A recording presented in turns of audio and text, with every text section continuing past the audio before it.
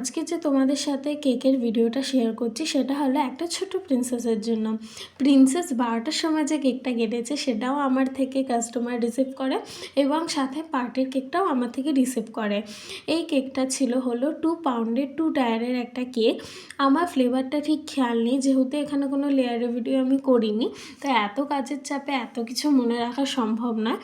এই কেকটায় কোনো doll use হয়নি ঠিকই, কেকটা পুরোটাই হোয়াইটের মধ্যে ছিল, কাস্টমারের রেফারেন্স ছবির মতো, কিন্তু হোয়াইটের মধ্যে থাকলেও কেকটার লুক এত সুন্দর এসছে, মানে সত্যি বলতে চোখটা যেন জুড়িয়ে যায়।